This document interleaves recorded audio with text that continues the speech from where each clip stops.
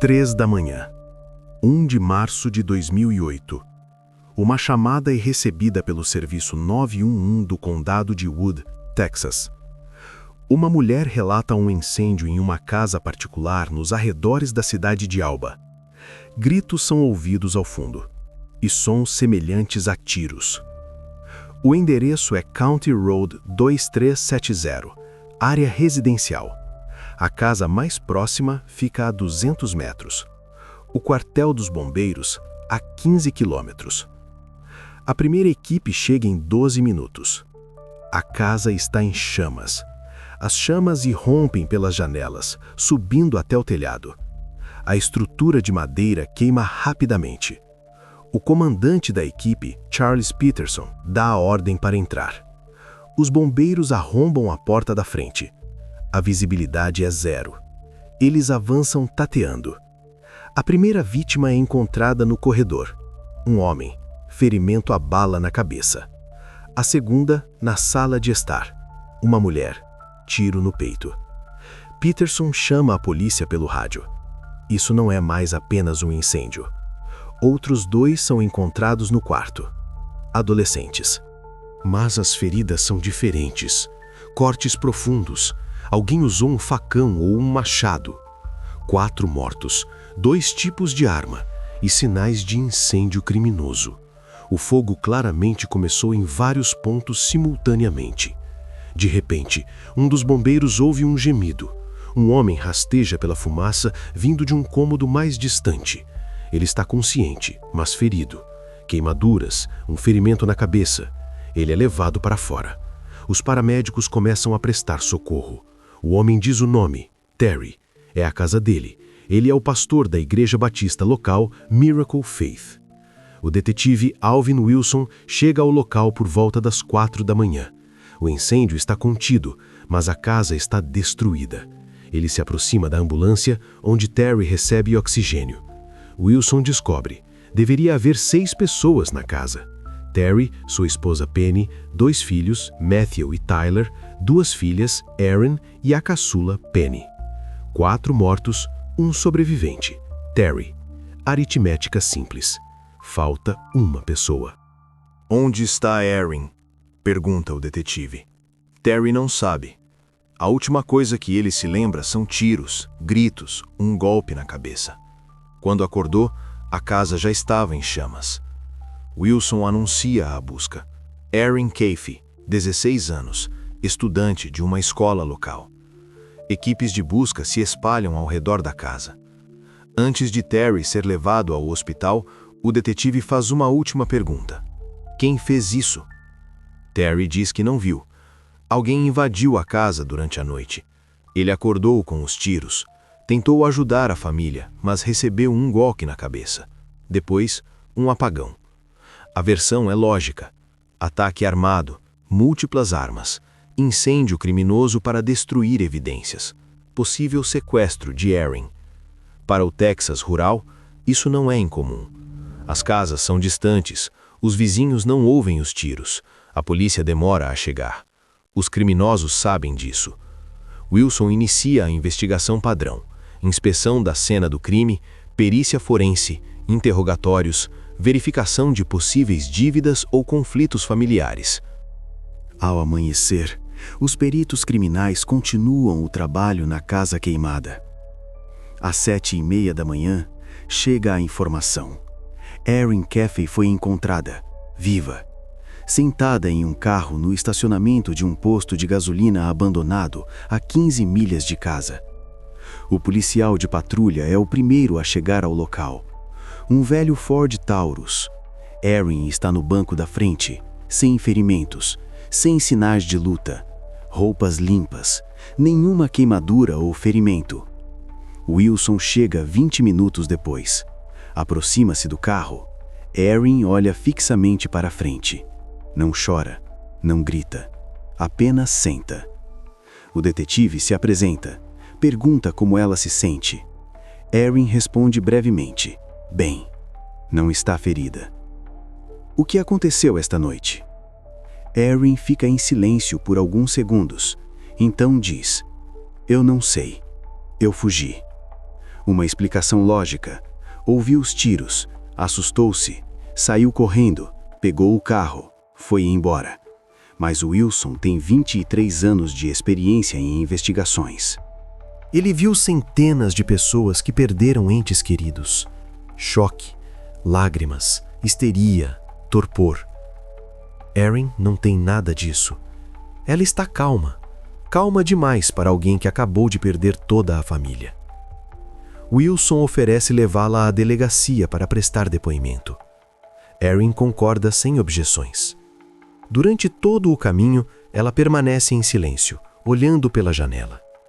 Na delegacia, oferecem-lhe água, comida, a oportunidade de ligar para parentes. Erin recusa. Diz que está pronta para responder às perguntas. E aqui começam as inconsistências. Erin conta: acordou com os tiros, fugiu pela porta dos fundos, pegou as chaves do carro na garagem, entrou no Ford e foi embora. Wilson verifica os detalhes. A porta dos fundos estava trancada por dentro, a fechadura intacta. As chaves do carro foram encontradas na cozinha queimada, não na garagem. E outro ponto: o posto de gasolina onde Erin foi encontrada fica na direção oposta à cidade mais próxima. Quando alguém foge em pânico, vai para onde há pessoas. Para pedir ajuda. Para a polícia. Erin foi para o deserto e simplesmente ficou lá. Não ligou para o 911, não procurou ajuda. Esperou. Wilson entende. A versão de um ataque externo não se sustenta, e as verdadeiras respostas não estão na casa queimada, mas nas declarações desta garota, que estava a 15 milhas do local dos acontecimentos, sem um único arranhão, enquanto toda a sua família morria no incêndio. O detetive Wilson solicita o dossiê completo da família Caffey. Quando a versão de um ataque externo desmorona, é preciso entender com quem se está lidando. Quem são essas pessoas? Que tipo de relacionamento tinham? Houve conflitos? Terry Caffey, 41 anos. Pastor da Igreja Batista Miracle Faith, na cidade de Alba. Serve lá há 8 anos. Antes disso, trabalhava em uma oficina mecânica. Depois obteve formação teológica. Casado com Penny. 3 filhos mais novos. Matthew, 13 anos. Tyler, 8. A caçula Penny, 6. A mais velha, Erin, 16. Uma família conhecida no condado. Terry conduz os cultos de domingo, organiza reuniões de jovens, faz caridade. Penny leciona na escola dominical, uma paroquiana ativa. Wilson começa a entrevistar pessoas da comunidade da igreja. Todos dizem a mesma coisa: uma família exemplar. Terry é rigoroso, mas justo. Penny, carinhosa. Os mais novos, obedientes. Erin, o orgulho da comunidade. Solista do coro da igreja, voz de soprano, canta em todos os cultos. Aluna excelente na escola, média de 4,2 de 5. Planeja ir para a faculdade, quer estudar música. À primeira vista, um retrato ideal. Mas Wilson sabe, famílias perfeitas não existem. Há uma rachadura em algum lugar. Algo que levou à morte de 4 pessoas, enquanto uma permaneceu viva e calmamente esperou em um carro em um estacionamento vazio. O detetive investiga mais a fundo. Conversa com os professores de Erin na Alba Golden High School. Eles confirmam, aluna aplicada, nunca teve problemas, mas um dos professores menciona um detalhe. Nos últimos 6 meses, Erin começou a faltar às aulas com frequência. Dizia que não se sentia bem ou que precisava ajudar na igreja. Wilson solicita os registros de frequência. De fato, desde setembro de 2007, Erin havia perdido 32 dias letivos, muito para uma aluna excelente. A razão oficial? Circunstâncias familiares. O detetive conversa com as amigas de Erin da igreja. Aqui a imagem começa a mudar. Uma delas, Samantha Green, diz: nos últimos meses, Erin estava um pouco distante, conversava menos. Constantemente trocava mensagens com alguém por telefone. Respondia às perguntas de forma evasiva. Wilson pergunta com quem ela trocava mensagens. Samantha não sabe ao certo, mas ouviu um nome: Charlie. O detetive levanta os registros telefônicos de Erin. Ela tem um Nokia simples, sem internet, chamadas e SMS. Desde novembro de 2007, intensa troca de mensagens com um número. Diariamente, de 50 a 70 mensagens por dia. Wilson verifica o número. Registrado em nome de Charlie Wilkinson, 19 anos. Mora na cidade vizinha de Greenville, a 20 milhas de Alba. Trabalha em construção. Tem antecedentes criminais. Vandalismo menor aos 18, pena suspensa. O detetive encontra fotos de Charlie em redes sociais, MySpace, Facebook, tatuagens nos braços, fotos com amigos em festas, cerveja, cigarros, um retrato padrão de um jovem da classe trabalhadora que não tem pressa em construir uma carreira. O oposto completo do mundo em que Erin vivia. Comunidade batista, regras rígidas, proibição de álcool, modéstia no vestuário, casamentos precoces dentro da igreja. Wilson retorna ao interrogatório de conhecidos da família. Pergunta diretamente. Os pais de Erin sabiam sobre Charlie. Um dos paroquianos, David Marshall, confirma. Sabiam, e eram categoricamente contra. No outono de 2007, Terry descobriu que Erin estava saindo com alguém de fora da igreja. Tiveram uma conversa séria. Proibiu a comunicação. Confiscou o telefone por uma semana. Restringiu as saídas de casa. Erin prometeu que terminaria o relacionamento. Mas a troca de mensagens nos registros telefônicos não parou. Apenas ficou mais cautelosa. Erin deletava as mensagens e encontrava-se secretamente com Charlie. Em dezembro, Terry descobriu novamente. Uma paroquiana da igreja viu Erin com um rapaz perto do shopping em Greenville. Contou aos pais. Terry chamou Erin para conversar, desta vez mais duramente. Disse que se ela não parasse, as consequências seriam sérias. Proibiria a participação no coro, não daria permissão para entrar na faculdade, restringiria os contatos com amigos. Penny apoiou o marido. Para eles, não era apenas uma questão de controle parental, era uma questão de fé. Charlie não fazia parte de sua comunidade. Ele vivia outra vida. Eles o viam como uma ameaça ao futuro da filha. Erin concordou externamente. Prometeu novamente terminar o relacionamento. Mas os registros telefônicos de janeiro mostram: a comunicação continuou. Além disso, a intensidade aumentou. Até 100 mensagens por dia. Em fevereiro de 2008, Terry tomou uma decisão radical. Confiscou o telefone de Erin para sempre. Proibiu o uso do computador sem supervisão. Estabeleceu uma regra: depois da escola, direto para casa. Nada de encontros com amigas sem permissão. Praticamente prisão domiciliar. Para uma jovem de 16 anos que estava acostumada a uma certa liberdade, isso foi um golpe. Colegas de classe de Erin contam, nas últimas semanas antes dos acontecimentos, ela estava deprimida, quase não falava. Nos intervalos, ficava sozinha. Recusava-se a participar de eventos escolares. A professora de inglês, Sra. Thompson, chegou a perguntar se estava tudo bem. Erin respondeu que estava apenas cansada. Muitas coisas na igreja. Mas havia um detalhe que Samantha Green notou. Uma semana antes dos acontecimentos, Erin perguntou a ela: se você tivesse que escolher entre a família e a pessoa que você ama, o que você escolheria? Samantha não entendeu a pergunta. Achou que era uma conversa abstrata. Respondeu algo genérico sobre a importância da família. Erin assentiu e não voltou mais ao assunto. Agora, quando o detetive Wilson junta as peças do quebra-cabeça, essa pergunta assume outro significado. Erin não estava apenas perguntando. Ela já estava tomando uma decisão. Conflito clássico entre controle parental e rebeldia adolescente. Romance proibido, pressão familiar, isolamento. Para a maioria, isso termina com uma fuga de casa, uma ruptura emocional com os pais, talvez anos de silêncio e depois uma reconciliação. Mas no caso de Erin Caffey, isso terminou com 4 mortos, uma casa queimada e uma garota que esperava em um carro em um estacionamento vazio até que tudo acabasse. O detetive Wilson encerra o primeiro interrogatório de Erin na delegacia. Sua história de fuga pela porta dos fundos não condiz com as evidências físicas. Por enquanto, ela é registrada como testemunha. Oferecem-lhe ligar para parentes. Ela recusa. Wilson verifica os registros telefônicos. A última ligação do número de Erin, noite de 29 de fevereiro, 22h47.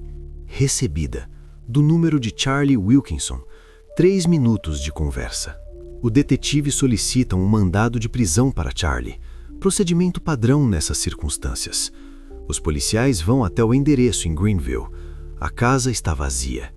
Vizinhos o viram na noite do dia 29.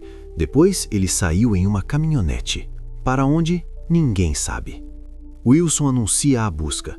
O alerta é transmitido a todos os policiais. Na manhã de 2 de março, chega a informação. Charlie Wilkinson foi encontrado e Erin Caffey está com ele. Localização? Um trailer a 5 quilômetros de Alba. Pertence a Matthew Wilkinson, irmão mais velho de Charlie.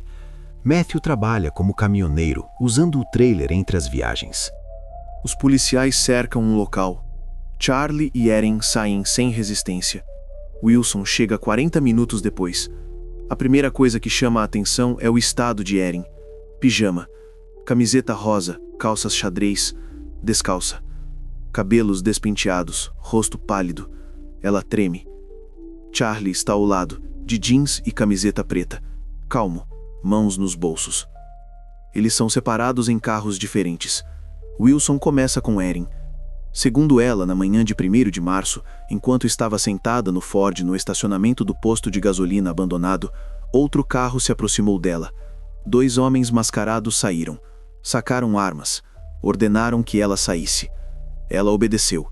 Foi colocada no carro deles, vendada, e levada por várias horas. Foi mantida em algum lugar o dia todo. Não lhe deram comida. À noite, desamarraram os seus olhos. Ela estava no trailer. Os homens foram embora. Charlie ficou. Erin afirma que Charlie também foi sequestrado, que ele foi forçado a participar, que ele é uma vítima. Wilson escuta. Anota. Faz perguntas para esclarecer. Como eram os homens? Erin não se lembra. Máscaras. O que eles disseram? Algo sobre dinheiro que o pai dela devia. Wilson pergunta. O pai é pastor de uma igreja em uma cidade de 500 pessoas. De onde viriam as dívidas? Erin não sabe. O detetive pede para ver os sinais de contenção. Erin estende as mãos. Pulsos limpos, sem arranhões, hematomas, marcas de cordas. Pés também sem ferimentos. Pés sujos, mas sem cortes. A roupa é o mesmo pijama que ela usava na noite de 29 de fevereiro. Mais de 2 dias sem trocar de roupa, sem sapatos, sem pertences. Wilson passa para Charlie. Sala separada, novo interrogatório. A história é semelhante. Na noite do dia 29, 2 estranhos vieram até ele. O tiraram para fora, o colocaram no carro. O levaram para o trailer do irmão. Ordenaram que esperasse. Algumas horas depois, trouxeram Erin. Disseram, se ela tentasse fugir, seria morta. Charlie diz que só soube dos acontecimentos na manhã do dia 1º de março, pelas notícias. Ficou em choque. Wilson verifica os sinais de violência. Mãos limpas, rosto sem arranhões, a mesma roupa. Pergunta sobre o telefone, por que não ligou? Charlie responde, levaram. A verificação mostra o telefone realmente está desligado desde a noite do dia 29, mas o último sinal foi registrado por uma torre na área de Alba, não Greenville, a 3 quilômetros da casa de Caffey. Wilson retorna a Erin. Como Charlie acabou em Alba se mora a 20 milhas de lá? Erin não sabe. Talvez aqueles homens o tenham trazido. O detetive muda de tática. Mostra fotografias. Porta dos fundos, fechadura intacta, trancada por dentro. Chaves do carro, na cozinha queimada, não na garagem. Erin fica em silêncio. Wilson fala diretamente. A história não corresponde aos fatos. Não houve arrombamento da porta. As chaves não estão lá. O telefone de Charlie perto da casa no momento dos eventos. Não há sinais de violência. Erin chora, pela primeira vez. Quietamente, sem soluços. Wilson espera. Então pergunta: o que realmente aconteceu? Erin enxuga as lágrimas. Olha para ele. Eu quero um advogado. O interrogatório é interrompido. Erin e Charlie são transferidos do status de vítimas para suspeitos. São mantidos sob custódia. Wilson sai da sala de interrogatório. Não há provas diretas, mas há uma cadeia de inconsistências. A história sobre os homens mascarados é uma mentira. A verdadeira versão dos acontecimentos está em algum lugar entre as declarações de uma garota assustada de pijama e os dados das torres de celular, que colocam seu namorado a 3 quilômetros da casa em chamas exatamente no momento em que a família estava morrendo. Enquanto Erin e Charlie estão sob custódia, o detetive Wilson retorna ao local dos acontecimentos. A casa na County Road 2370. O incêndio foi extinto, mas o trabalho dos peritos criminais está apenas começando. Cada evidência aqui é mais importante do que qualquer depoimento. A inspeção começa pelos pontos de entrada, protocolo padrão. Se os agressores entraram por fora, devem ter deixado vestígios, fechaduras arrombadas, janelas quebradas, portas danificadas. O principal especialista forense, Robert Jenkins, inspeciona a porta da frente.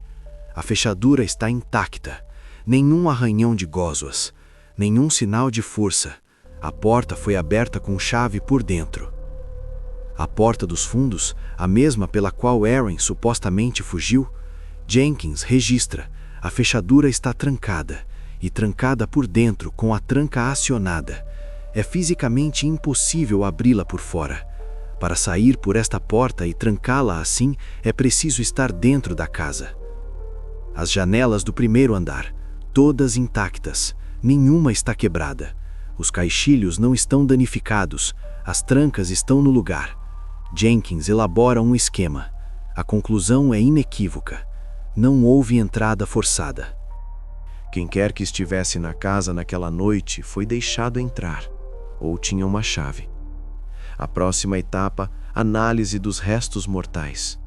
O legista do condado, James Harris, chega ao local às 10 da manhã do dia 2 de março.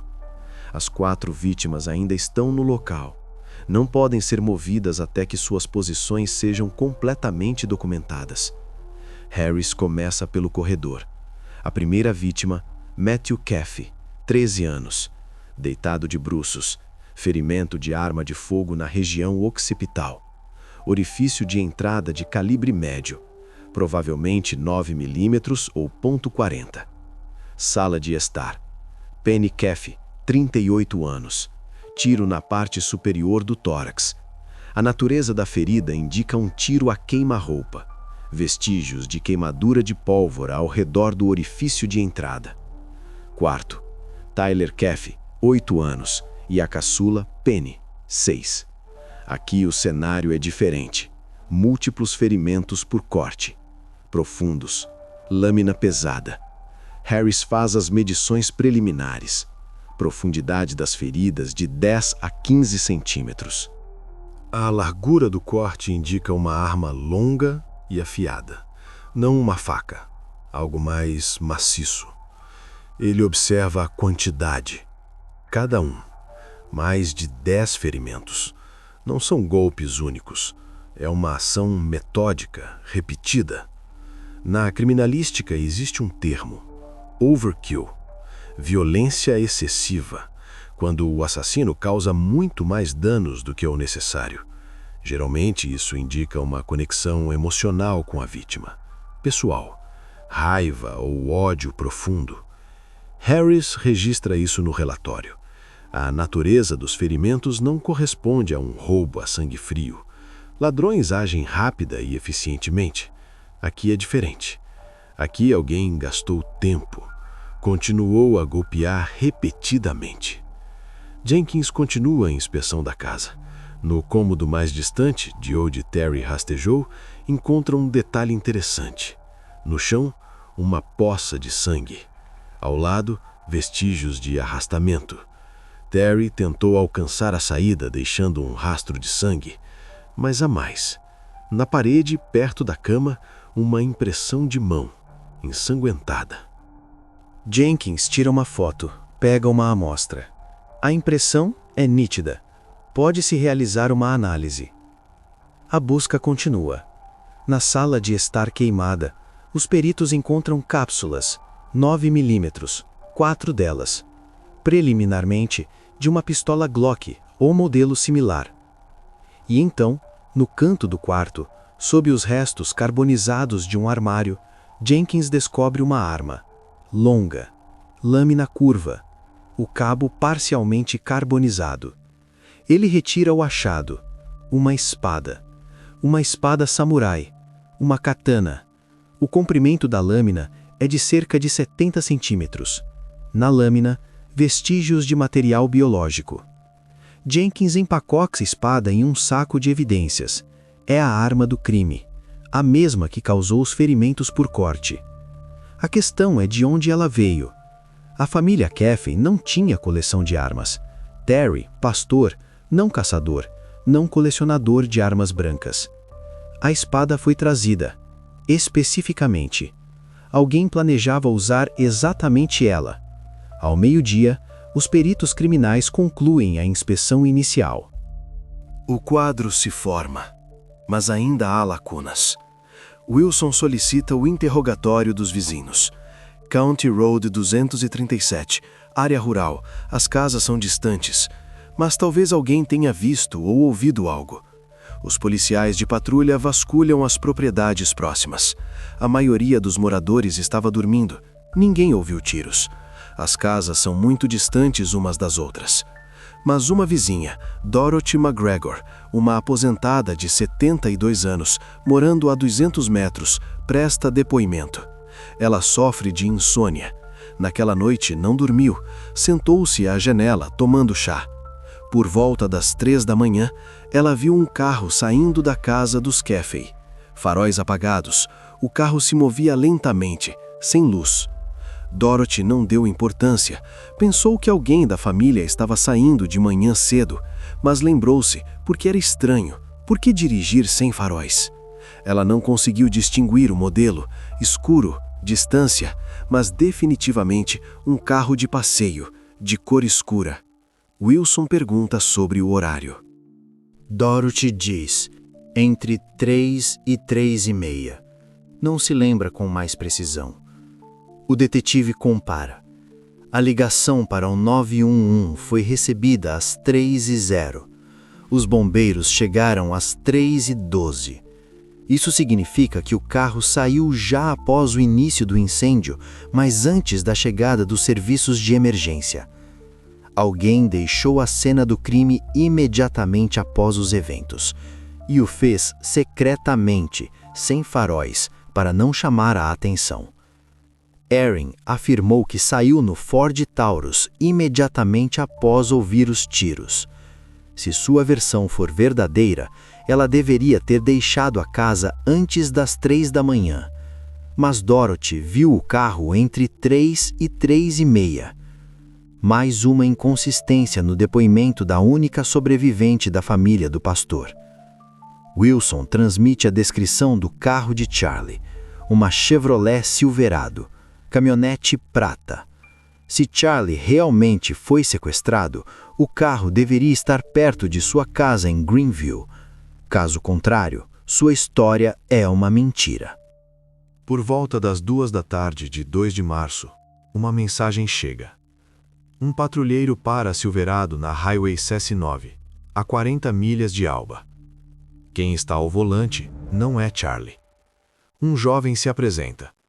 Charles Wade, 20 anos. Amigo de Charlie. Diz que pegou o carro emprestado na noite de 29 de fevereiro. O patrulheiro pede para inspecionar o veículo. Wade fica nervoso, mas concorda. Na caçamba, uma bolsa esportiva preta. Dentro, uma pistola Glock 9mm, uma caixa de munição e um console de videogame Nintendo DS em uma capa rosa. No verso, um adesivo. Penny. Wade é detido. O carro é rebocado. Wilson chega 1 hora depois. Os peritos encontram mais itens: joias femininas, uma corrente de prata com um crucifixo, um relógio masculino Timex. Terry Caffey, do hospital, confirma. O relógio é dele, a corrente da esposa, o console da filha mais nova. Itens da casa na Country Road 2370. Wilson começa a interrogar Wade. A princípio, ele permanece em silêncio. O detetive mostra a pistola. Fala diretamente. A perícia balística levará algumas horas. Se coincidir, prisão perpétua ou pena de morte. O Texas não perdoa. Wade fica nervoso. 10 minutos depois, diz: quero um acordo. Ele começa a contar. Na noite de 29 de fevereiro, Charlie ligou, pediu ajuda. Wade foi encontrá-lo em Greenville por volta das 9. Havia outro rapaz lá, Matthew, sem sobrenome. Os três foram para a casa dos Caffey. No caminho, Charlie explicou. Sua namorada Erin quer sair da casa dos pais. Eles a mantêm presa, ameaçam enviá-la para um acampamento religioso. Precisam pegá-la, levá-la embora. Wade pensou, apenas ajudar a garota a fugir de pais rigorosos. Chegaram a casa por volta das 2:30 da manhã. Esperaram por um sinal. Por volta das 3, Erin saiu da casa. Aproximou-se do carro, disse que todos estavam dormindo e deu a Charlie a chave da porta da frente. Wilson pergunta, ela mesma deu a chave? Wade confirma. Charlie, Wade e Matthew entraram na casa. Erin ficou no carro. Lá dentro, Charlie sacou a pistola. Wade se assustou, perguntou o porquê. Charlie respondeu, por via das dúvidas. Charlie e Matthew se espalharam pelos quartos. Wade ficou no corredor. Depois, tiros, gritos, mais tiros. Wade saiu correndo, entrou no carro, Erin no banco de trás. Calma. Minutos depois, Charlie e Matthew saíram. Matthew com a espada, a lâmina ensanguentada. Dirigiram sem faróis, afastaram-se por algumas milhas. Charlie entregou a Wade uma sacola com coisas, mandou esconder. Depois, deixou Erin perto do posto de gasolina abandonado, mandou esperar. Wilson pergunta, Erin esteve no carro o tempo todo, sabia o que estava acontecendo, não impediu, não chamou a polícia. Wade confirma. A perícia balística confirma. A pistola coincide com as cápsulas do local dos eventos. Charles Wade é preso por cumplicidade. Charlie Wilkinson por execução direta. Resta encontrar o terceiro, Matthew. E o mais importante, determinar o papel de Erin. O depoimento de Wade é inequívoco. Ela sabia, deu a chave, esperou no carro enquanto sua família morria. O status muda de vítima para a principal suspeita de organizar o que aconteceu na casa do pastor na noite de 1º de março de 2008. O detetive Wilson vai ao hospital. Terry Caffey ainda está na UTI. Queimaduras de 2º e 3º grau, concussão, danos por inalação de fumaça. Os médicos autorizam uma breve conversa. O estado é estável, mas grave. Wilson entra no quarto. Terry está deitado, com soro, rosto enfaixado, mãos enfaixadas. Ele está consciente. O detetive se apresenta. Terry o reconhece. Já haviam conversado no local do crime. Wilson explica. São necessários depoimentos detalhados. Tudo o que Terry lembra daquela noite. Terry começa a falar. A voz é fraca, mas clara. Ele foi dormir por volta das 11 da noite de 29 de fevereiro. Penny ao lado. Os mais novos já dormiam. Matthew e Tyler em seu quarto. A pequena Penny no quarto de criança. Erin em seu próprio quarto. Uma noite comum. Nada de incomum. Acordou com um som. Forte, alto. A princípio não entendeu o que era. Depois um segundo som. Um tiro. Ele sabia com certeza. Um tiro. Pulou da cama. Penny também acordou. Gritou. Perguntou o que estava acontecendo. Terry correu para a porta do quarto. Abriu. O corredor estava escuro, mas ouvia passos. Vozes estranhas, masculinas. Ele gritou: "Quem está aí?" Não houve resposta. Em vez disso, mais um tiro. A bala passou, atingiu a parede. Terry bateu a porta. Tentou bloqueá-la, mas a porta não tinha tranca por dentro. Penny estava agitada no quarto. Tentava ligar para o telefone, fixo de casa. A linha estava morta. Alguém a cortou. Terry ouvia sons dos outros quartos, gritos. Matthew gritava, depois silenciou. A porta do quarto dele se abriu. Um homem entrou, rosto coberto por uma máscara, com uma pistola nas mãos. Terry se atirou contra ele, tentou desarmá-lo, mas um segundo homem o atingiu por trás, com algo pesado, na cabeça. Ele caiu. A consciência vacilava. Ouviu o grito de Penny, depois um tiro, depois o silêncio. Terry tentou se levantar, não conseguia. A cabeça girava, sangue escorria para os olhos. Ouviu alguém andando pela casa, abrindo armários, procurando algo. Depois o cheiro, gasolina, forte, cáustico. Entendeu? Incêndio criminoso. Precisa sair. Rastejou até a porta. Saiu para o corredor. A fumaça já enchia o ambiente. Fogo na sala de estar. Chegou ao quarto mais distante. Havia uma janela. Tentou abri-la. Não conseguiu. As mãos não obedeciam. Perdeu a consciência. Acordou quando os bombeiros já estavam apagando a casa. Wilson escuta atentamente. Anota. Faz perguntas para esclarecer. Quantos agressores? Terry diz, no mínimo 2, talvez 3. Não se lembra exatamente. Tudo aconteceu rápido. Viu os rostos? Terry nega. Máscaras, escuridão, não conseguiu distinguir. Reconheceu as vozes? Não, desconhecidas. Wilson faz a pergunta principal. Onde estava Erin?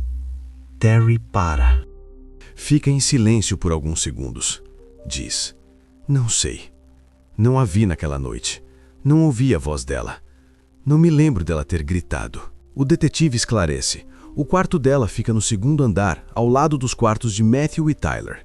Terry confirma, mas ele não a ouviu. Wilson mostra uma fotografia de Charlie Wilkinson. Pergunta: "Este homem estava na casa?" Terry olha, balança a cabeça. "Não reconheço. Talvez. As máscaras escondiam os rostos." O detetive mostra a foto de Charles Wade. A mesma resposta. "Não tenho certeza." Terry pergunta sobre a filha. Onde ela está? O que aconteceu com ela? Wilson responde cautelosamente. Erin está viva, sob custódia da polícia. Está sendo interrogada. Terry exala aliviado. Agradece a Deus. Pelo menos ela sobreviveu. Wilson não lhe conta a verdade. Não diz que Erin é suspeita de organizar, que ela deu a chave, que esperou no carro. Terry acabou de perder a esposa e 3 filhos mais novos. Descobrir que a filha mais velha está envolvida, isso pode acabar com ele. O detetive encerra o interrogatório. Agradece o depoimento. Promete encontrar os culpados. Sai do quarto. No corredor do hospital, senta-se em um banco. Analisa as informações. O depoimento de Terry confirma a versão do ataque. Mas há uma estranheza. Ele não ouviu Erin. Não a viu. Ela simplesmente desapareceu da casa no momento em que os outros estavam morrendo. Os agressores passavam metodicamente pelos quartos. Mataram Matthew no corredor. Atiraram em Penny no quarto. Foram para o quarto dos mais novos, Tyler e a pequena Penny. Usaram a espada, incendiaram a casa. Mas não tocaram em Erin. Nem sequer entraram no quarto dela. Ou entraram e ela saiu calmamente com eles. Wilson lembra as palavras de Wade. Erin esperou no carro, Sabia do plano, deu a chave. Isso não é um sequestro, é participação, voluntária, consciente. A questão é o quão profundamente ela estava envolvida. Apenas queria fugir dos pais e não sabia que Charlie iria tão longe. Ou planejou tudo desde o início. Sabia que a família seria morta e concordou com isso para viver com o namorado que os pais a proibiram de ver. Wilson volta à delegacia. Herring ainda está na sala de interrogatório. O advogado ainda não chegou. Oficialmente, não se pode falar com ela, mas observar, sim. Na delegacia há um sistema padrão de vídeo monitoramento. Câmeras em cada sala de interrogatório. A gravação é constante. Isso não é apenas para coletar provas, é para a segurança, para registrar o comportamento dos suspeitos.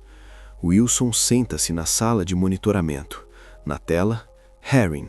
Ela está sozinha, sentada à mesa, já faz várias horas. O detetive rebobina a gravação.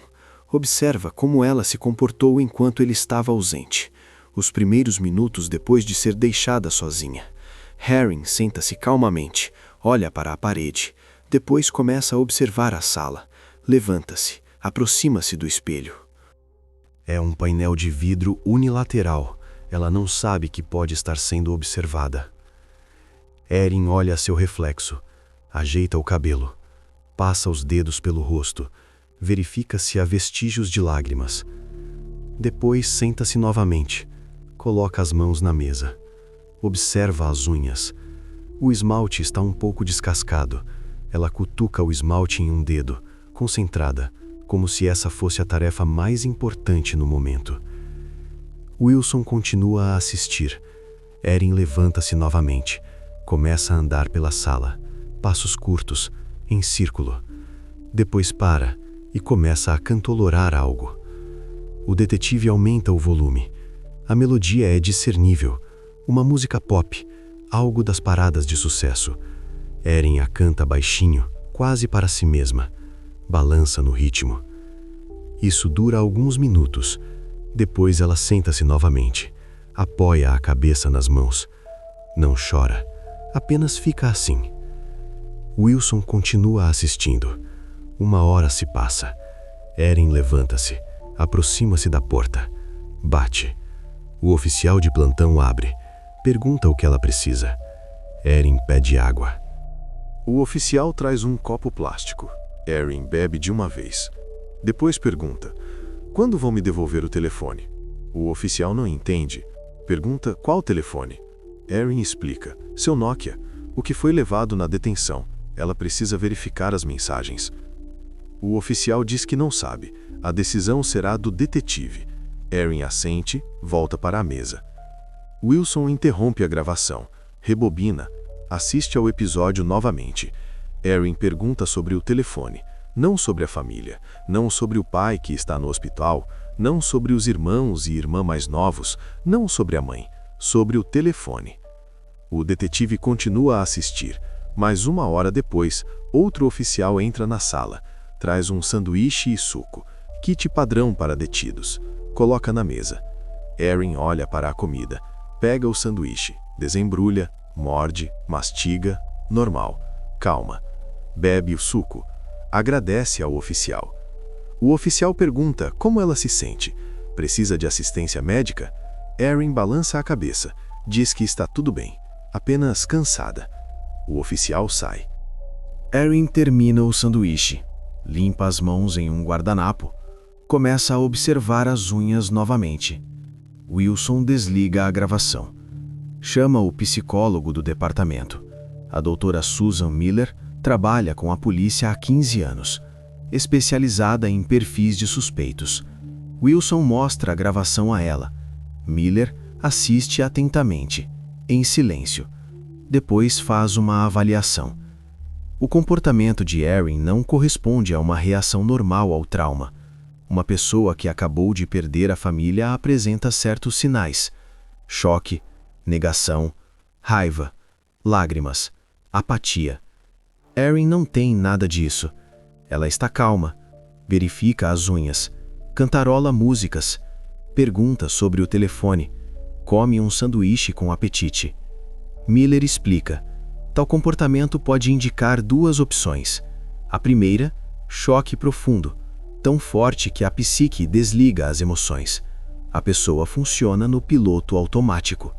A segunda opção, a ausência de conexão emocional com o ocorrido, quando a pessoa não sente a perda, porque não a percebe como perda. Ou porque sabia de antemão. Estava preparada. Possivelmente planejou. Wilson pergunta qual opção é mais provável. Miller olha a gravação mais uma vez. Aponta para o momento em que Erin pergunta sobre o telefone. Uma pessoa em choque profundo não se interessaria por coisas cotidianas. Telefone, unhas, comida são sinais de funcionamento normal. Erin não está traumatizada pelo ocorrido a ponto de perder a conexão com a realidade. Ela simplesmente não se importa. A segunda opção é mais provável. Erin sabia e se preparou psicologicamente. Possivelmente distanciou-se da família antecipadamente. Convenceu-se de que isso era necessário, que não havia outra saída. Wilson agradece à psicóloga. Miller sai. O detetive fica sozinho na sala de monitoramento. Olha para a tela. Erin novamente sentada imóvel, mãos na mesa, rosto calmo, quase sereno.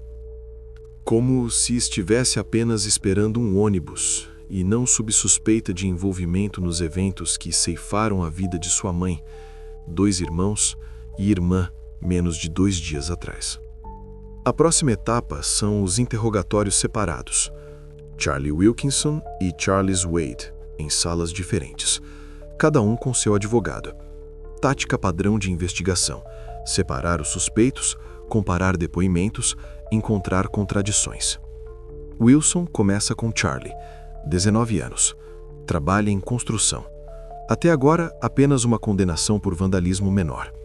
Agora, acusado de 4 assassinatos e incêndio criminoso. O advogado de Charlie aconselha o silêncio, mas Charlie diz que quer depor. O advogado alerta sobre o perigo. Charlie insiste. Wilson liga ao gravador. Começa as perguntas padrão. Charlie responde monotonamente. Sim, ele estava na casa aquela noite. Sim, ele tinha uma pistola. Sim, ele atirou. O detetive pergunta: em quem atirou? Charlie nomeia: Penny Caffey, Matthew Caffey. Wilson faz a próxima pergunta: por quê? Charlie fica em silêncio por alguns segundos, depois diz: eles estavam atrapalhando. Atrapalhando o quê? Estar com Erin. Os pais a proibiram de se encontrar. Ameaçaram enviá-la para um acampamento religioso. Separar para sempre. Wilson pergunta: e você decidiu matar a família dela? Charlie assente: sim. De quem foi a ideia? Charlie responde: minha. Eu planejei tudo. Eu organizei. Erin não sabia. O detetive o interrompe. Repete: Erin não sabia. Charlie confirma: ela pensou que apenas a tiraríamos de casa. Eu não contei a verdade a ela. Wilson mostra o protocolo do depoimento de Wade. Lá está escrito: Erin deu a chave, esperou no carro, sabia do plano. Charlie balança a cabeça. Wade está mentindo. Ele está assustado, quer um acordo, dirá qualquer coisa. O advogado interrompe, diz a Charlie para calar a boca. Mas Charlie continua. Ele insiste: a culpa é só dele. Erin é uma vítima. Ela deve ser libertada. Wilson encerra um interrogatório. Charlie assume toda a culpa. Defende Erin até o fim. O detetive passa para outra sala. Lá está Wade, 20 anos, sem antecedentes criminais. Envolveu-se nesta história, segundo ele, por acaso.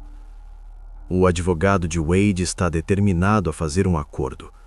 Explica: seu cliente está pronto para cooperar totalmente, contar tudo o que sabe, em troca de uma redução da acusação. Wilson entra em contato com o promotor. Discutem as condições. O promotor concorda em considerar a opção de um acordo se a informação for realmente valiosa. Wade começa a falar, desta vez em detalhes, com pormenores. Ele conheceu Charlie há 1 ano. Trabalhavam na mesma obra. Às vezes bebiam juntos. Nada sério. Em fevereiro, Charlie começou a falar sobre uma garota, Erin. Contava que se encontravam secretamente, que os pais eram contra, que ela estava infeliz. Wade não deu importância. Drama adolescente. Acontece. Mas no final de fevereiro, Charlie ligou. Disse que precisava de ajuda, urgente. Wade concordou. Quando chegou, Charlie explicou o plano: tirar Erin de casa. Os pais não a deixariam ir voluntariamente. Era preciso assustá-los, mostrar que era sério. Wade perguntou como assustar. Charlie respondeu: arma. Apenas mostrar, não usar. Wade hesitou, mas Charlie insistiu. Falou de amor, que não poderia viver sem Erin, que era a única maneira de ficarem juntos. Wade concordou. Pensou que apenas mostrariam a pistola. Os pais se assustariam e eles levariam Erin. Mas quando chegaram à casa, Charlie disse: o plano mudou. Erin quer mais. Ela quer liberdade. Total. Wilson o interrompe. Pergunta o que significa liberdade total. Wade o olha. Diz diretamente: para que os pais não pudessem encontrá-la. Nunca. O detetive pede para continuar. Wade prossegue. Erin saiu de casa. Aproximou-se do carro. Entregou a chave a Charlie. E disse: façam o que for preciso. Eu vou esperar aqui. Charlie perguntou: você tem certeza? Erin assentiu. Disse que era a única saída. Que eles não a deixariam ir de qualquer maneira. Que era melhor assim do que viver em uma jaula a vida toda. Wade diz que ficou em choque. Não entendia do que se tratava. Mas quando entraram na casa, Charlie sacou a pistola. E aquele terceiro rapaz, Matthew, sacou a espada. Wilson pergunta: quem é Matthew? Wade explica: amigo de Charlie. Também trabalhava na construção. Não sabe o sobrenome. O viu apenas algumas vezes. O detetive anota. Solicita um alerta para o desconhecido Matthew. Continua o interrogatório. Wade conta o que aconteceu na casa. Tiros, gritos. Ele saiu. Não conseguia olhar. Quando Charlie e Matthew voltaram para o carro, Erin perguntou: tudo feito? Charlie assentiu. Erin suspirou. Disse: finalmente livre. Wilson para a gravação. Olha para Wade. Pergunta diretamente: de quem foi a ideia, originalmente? Wade não hesita. Responde: Erin. Charlie disse que ela mesma propôs. Há 1 mês. Disse que de outra forma não haveria como. Que os pais nunca a deixariam ir. Que a única maneira de ficarem juntos era se livrar deles. O detetive pergunta: ela disse exatamente isso? Se livrar? Wade confirma. Charlie citou as palavras dela. Erin disse: eu quero que eles desapareçam, que eles não existam mais. Wilson encerra o interrogatório. Sai para o corredor. Os depoimentos dos 2 suspeitos se contradizem. Charlie assume a culpa. Diz que Erin não sabia de nada. Wade afirma o contrário. Ela planejou. Charlie apenas executou. Resta encontrar o terceiro participante, Matthew com a espada, e realizar o interrogatório final da própria Erin, que não pode mais se esconder atrás da versão de sequestro, porque 2 testemunhas do carro naquela noite já contaram quem realmente esperava do lado de fora, enquanto dentro da casa em chamas terminava a vida do pastor Terry Cathy e sua família. O detetive Wilson solicita o telefone de Erin do armazenamento de evidências. Um Nokia 6300, modelo simples, sem smartphone, sem internet, apenas chamadas e SMS. Erin apagava as mensagens regularmente. Nos últimos 3 meses, o telefone estava quase vazio. Algumas conversas com amigas da igreja. Nada suspeito. Mas Wilson sabe. Dados excluídos podem ser recuperados. Ele entrega o telefone aos especialistas em perícia digital do escritório do condado. O especialista David Connor se encarrega da recuperação. Conecta o telefone ao computador. Inicia o software especializado. O processo leva várias horas. No final da tarde de 3 de março, os resultados estão prontos. Connor recupera mais de 1000 mensagens excluídas nos últimos 4 meses. Correspondência com um único número: Charlie Wilkinson. Wilson começa a ler. As primeiras mensagens são de novembro de 2007. Uma correspondência romântica comum. Erin escreve sobre o coro da igreja, a escola, planos para o futuro. Charlie responde com frases curtas. Com saudades. Quer vê-la com mais frequência. Em dezembro, o tom muda. Erin escreve: os pais descobriram sobre nós. Proibiram os encontros. Confiscaram o telefone por 1 semana. Charlie responde: o que faremos? Erin: não sei. Eles estão falando sério. Dizem que me mandarão para um acampamento para jovens problemáticos, religioso.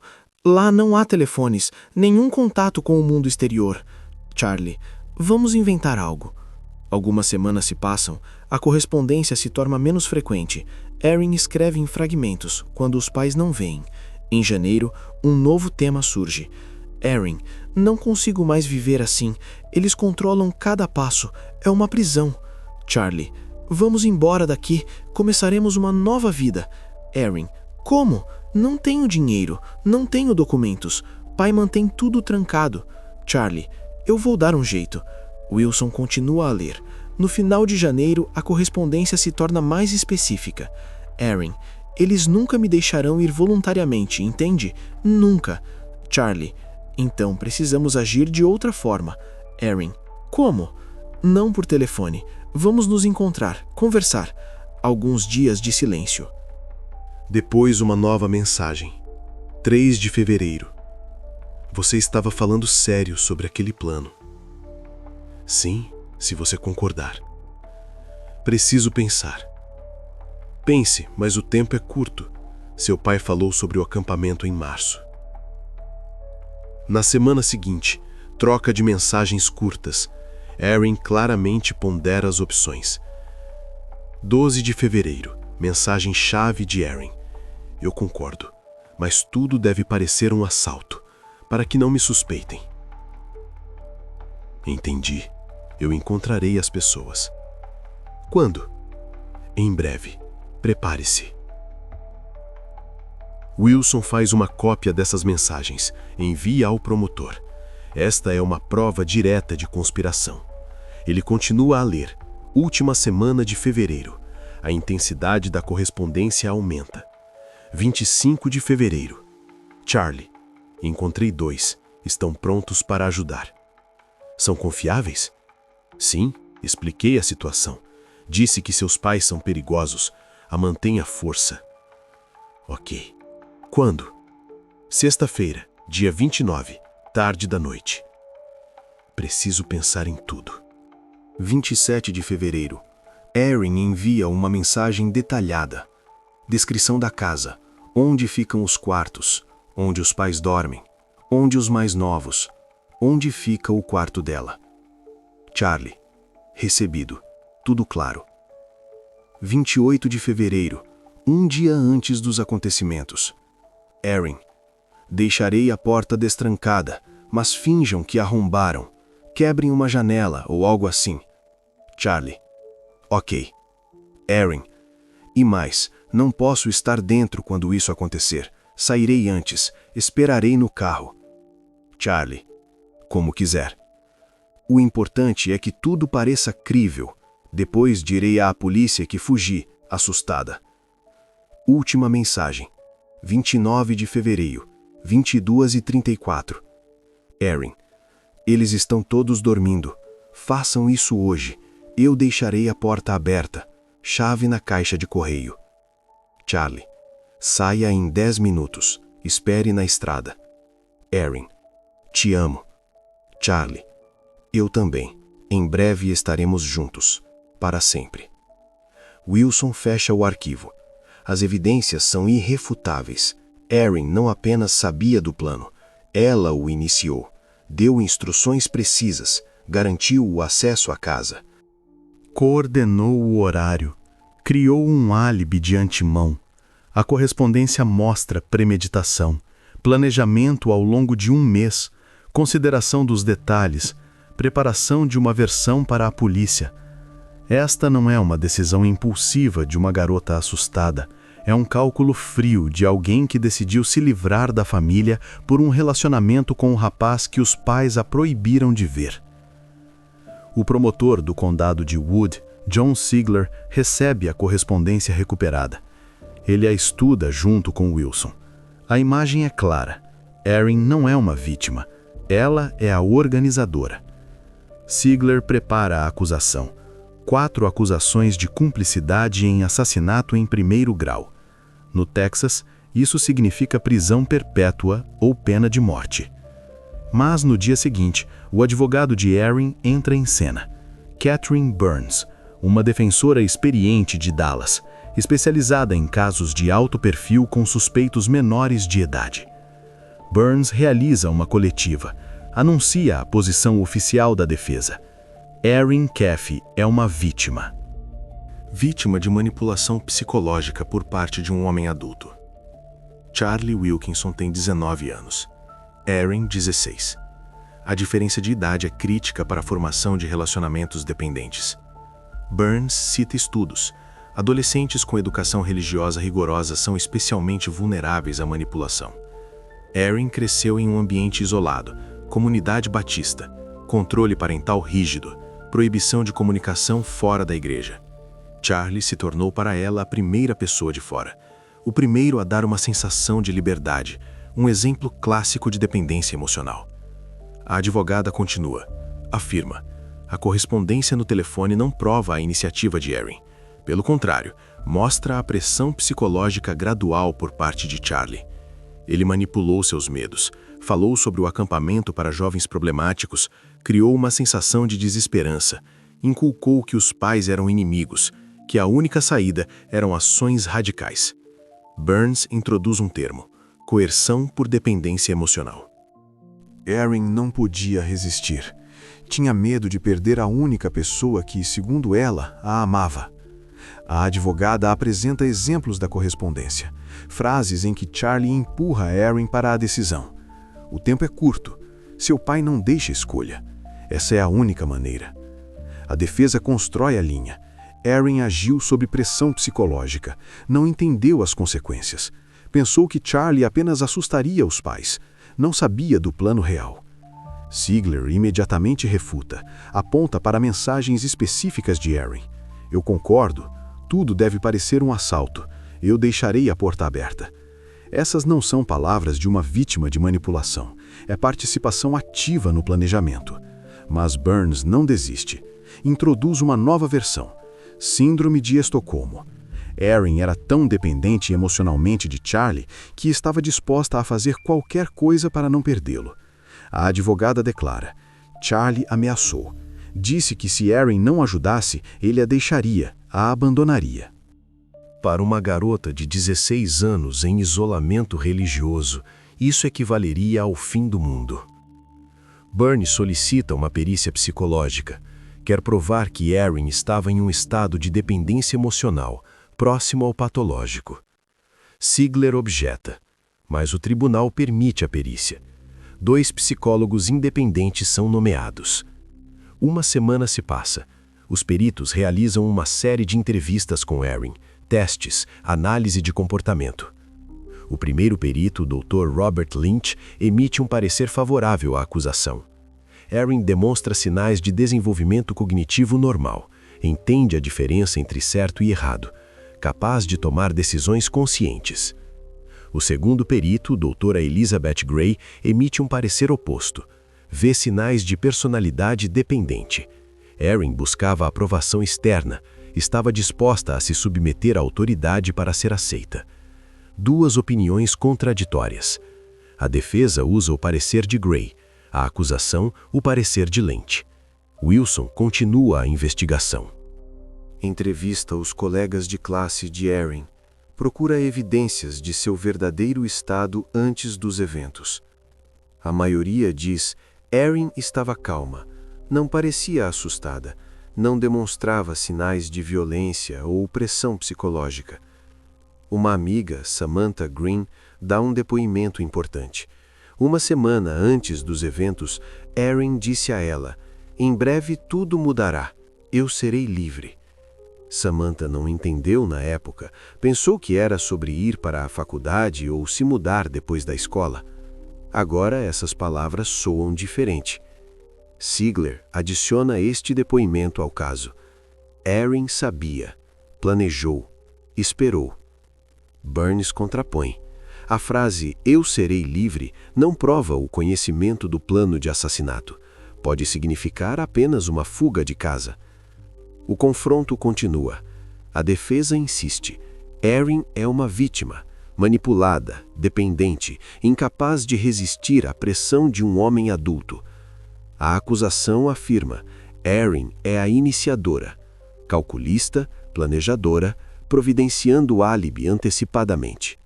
A tarefa do promotor agora não é apenas provar a participação de Erin.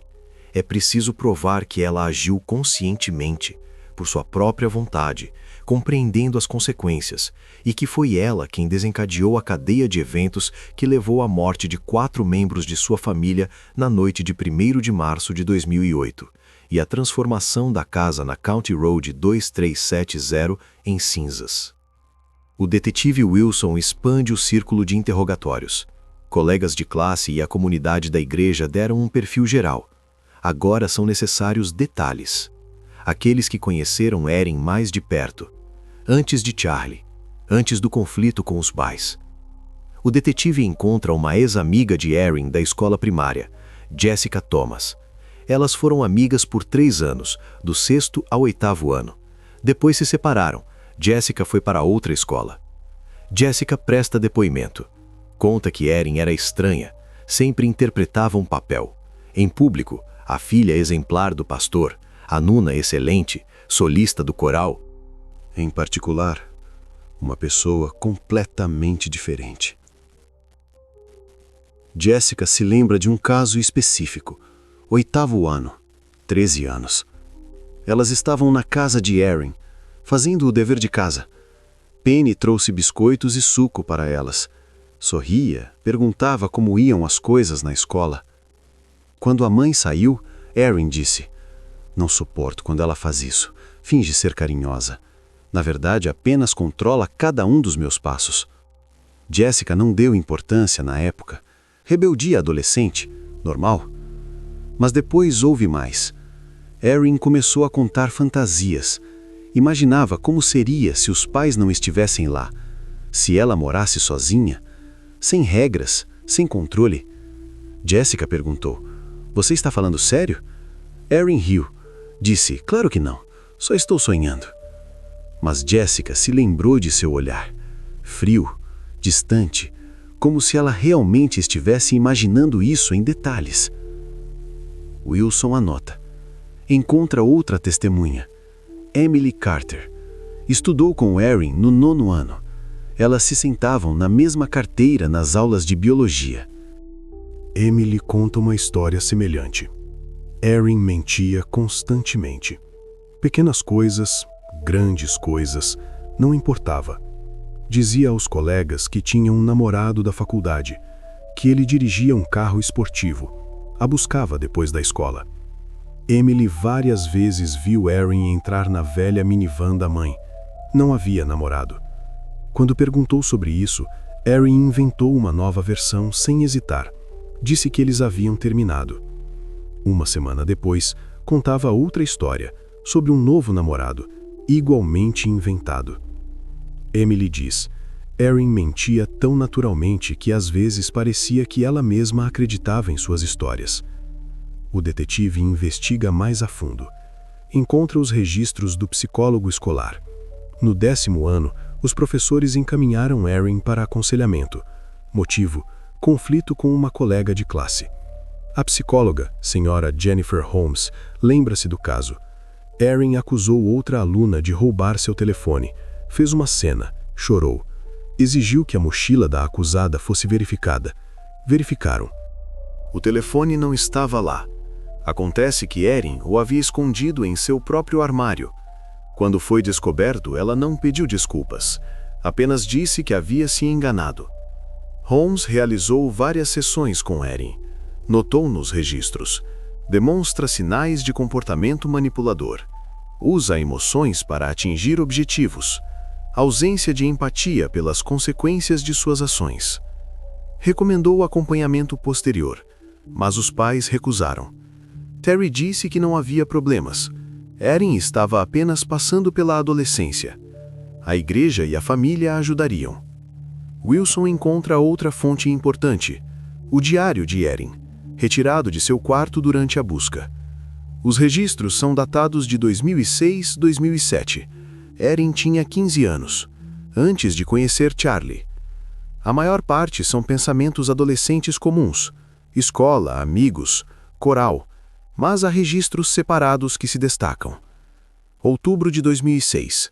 Eu os odeio. Eles acham que controlam minha vida, mas um dia serei livre e eles se arrependerão. Dezembro de 2006. Mãe fez outra cena por causa da roupa. Disse que minha saia era muito curta. Queria que ela simplesmente desaparecesse. Março de 2007. Pai leu minhas mensagens. Pegou meu telefone. Disse que eu conversava demais com meninos. Às vezes eu imagino como seria se os dois não existissem mais. Silêncio. Paz. Esses registros são de 1 ano antes de conhecer Charlie. A defesa alega que ele manipulou Erin, mas o diário mostra. Os pensamentos de liberdade dos pais surgiram muito antes dele. Wilson entrega o diário ao promotor. Sigler lê. Entende o valor. Esta é uma prova de predisposição. Erin não era uma vítima inocente que Charlie desviou do caminho. Ela já estava nesse caminho. Charlie apenas forneceu a ferramenta para a realização. O detetive solicita mais uma perícia psicológica. Desta vez, o foco não é na dependência emocional, mas nas características de personalidade. O Dr. Richard Stone, especialista em psicopatologia adolescente, estuda os materiais do caso. O diário, depoimentos de testemunhas, registros do psicólogo escolar, vídeo da sala de interrogatório. Conclui-se. Erin demonstra sinais de uma estrutura de personalidade narcisista com traços antissociais, capacidade de manipulação, mentira patológica, ausência de remorso, emoções superficiais. Sob a máscara de religiosidade e comportamento exemplar, escondia-se uma pessoa incapaz de empatia profunda, pronta para usar os outros para alcançar os seus próprios objetivos e racionalizar quaisquer ações como necessárias para a sua liberdade. 5 de março de 2008. O detetive Wilson prepara-se para o interrogatório final de Erin. Ele tem em mãos correspondência recuperada, testemunho de Wade, testemunho de Charlie, diário, depoimentos de colegas de turma. O suficiente para uma acusação. Mas a sua confissão é necessária, ou pelo menos registrar a mentira de forma tão clara que o júri não poderá ignorar. Erin senta-se na sala de interrogatório. Ao lado dela, a advogada Catherine Burns. Elas se prepararam para este momento. A linha de defesa foi construída. Manipulação, dependência emocional, desconhecimento do plano real. Wilson entra. Coloca uma pasta com materiais na mesa. Não a abre imediatamente. Olha para Erin. Começa suavemente. Pergunta como ela se sente. Erin responde que está bem. Cansada. O investigador passa ao assunto. Diz: preciso esclarecer alguns pontos no seu depoimento. Erin assente. Wilson pergunta: você afirmou que foi raptada por pessoas mascaradas, é verdade? Erin confirma. Sim. O detetive abre a pasta, tira o protocolo do depoimento de Charles Wade, lê em voz alta. Erin saiu de casa sozinha, entregou a chave a Charlie, disse para fazerem o que fosse necessário, sentou-se no carro, esperou. Erin permanece em silêncio. Burns intervém. Diz: este é o depoimento de uma pessoa que busca um acordo, uma fonte não confiável. Wilson tira um segundo documento, correspondência recuperada. Lê a mensagem de 29 de fevereiro.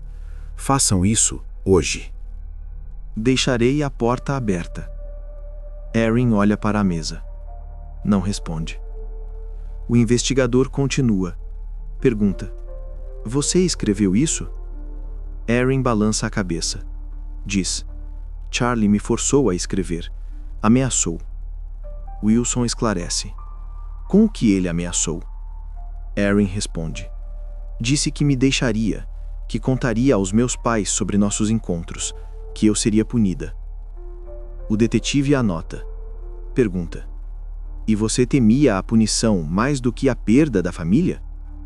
Erin não responde. Wilson muda de tática. Diz calmamente.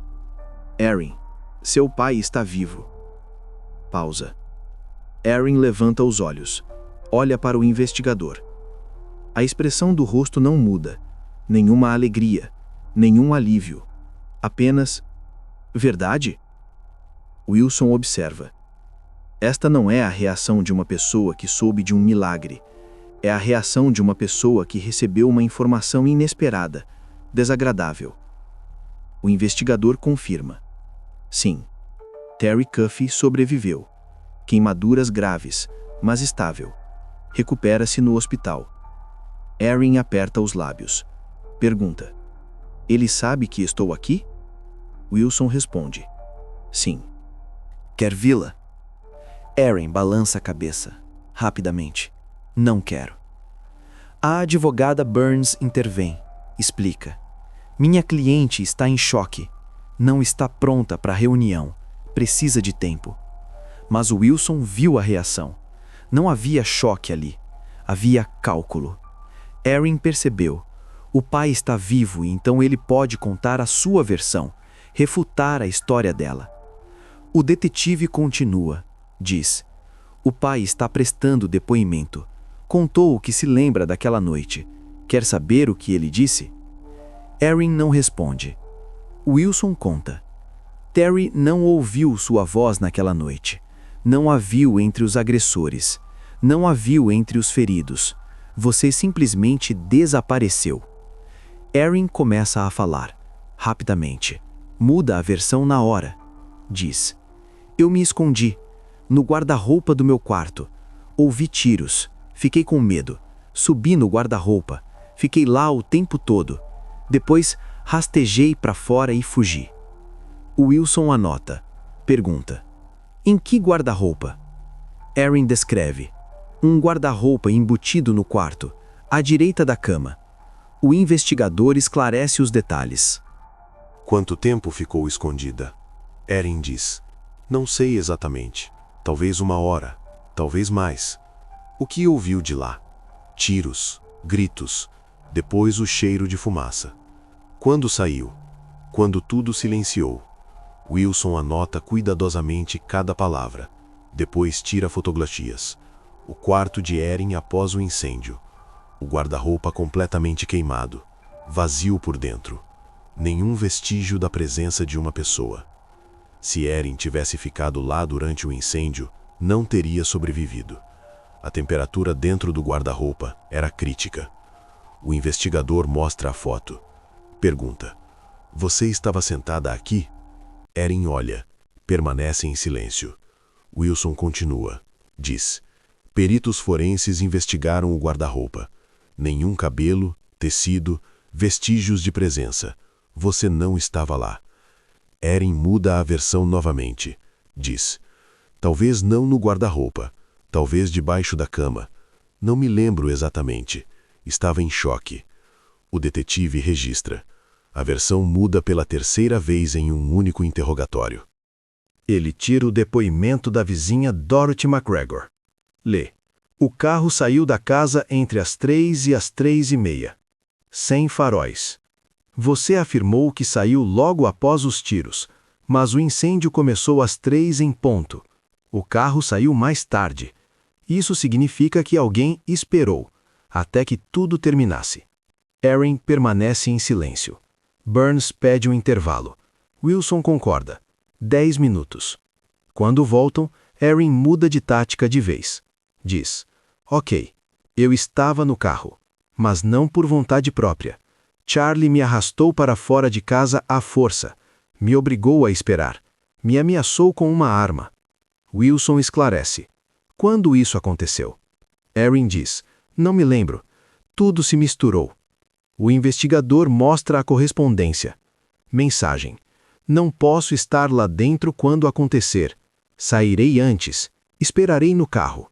Escrito um dia antes dos eventos, com antecedência, por iniciativa própria. Erin lê. Seu rosto empalidece. Tenta explicar. Charlie me forçou a escrever. Ditou o que escrever. Mas Wilson mostra outras mensagens. Aquelas em que ela dá instruções específicas. Descrição da casa. Onde os pais dormem. Onde os mais novos. Onde deixar a chave. Erin não responde mais. Apenas senta. Olha para a mesa.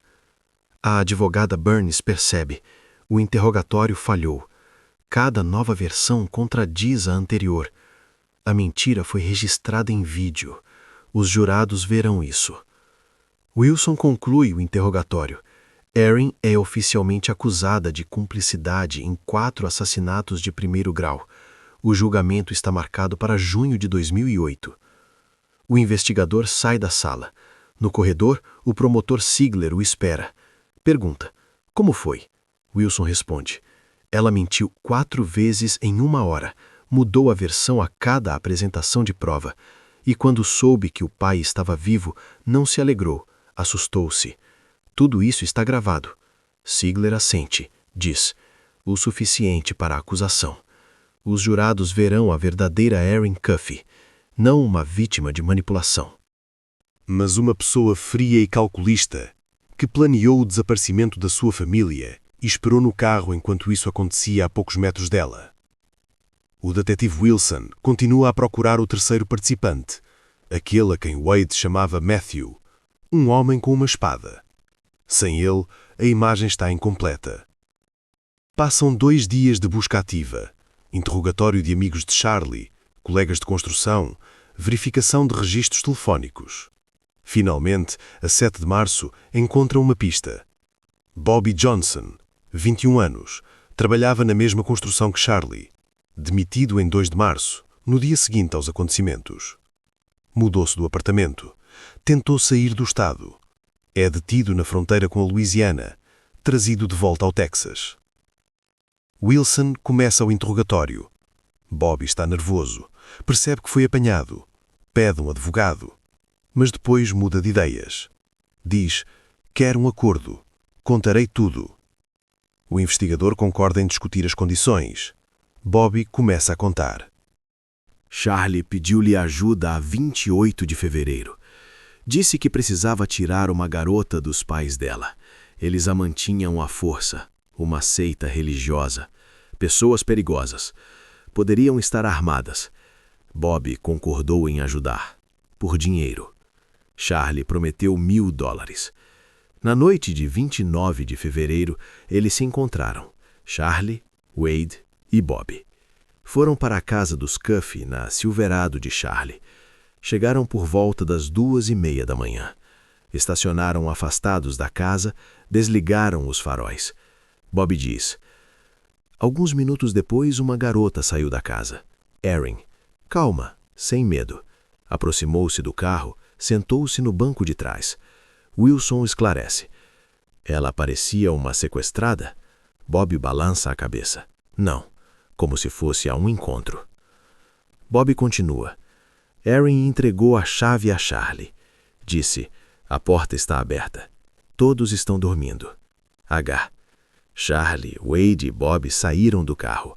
Erin permaneceu dentro. Ligou o rádio, encontrou uma estação de música, recostou-se no assento. Wilson pergunta: ela pediu ajuda? Tentou fugir? Bobby responde: não. Ligou o rádio, encontrou uma estação de música, recostou-se no assento. Bobby descreve em seguida.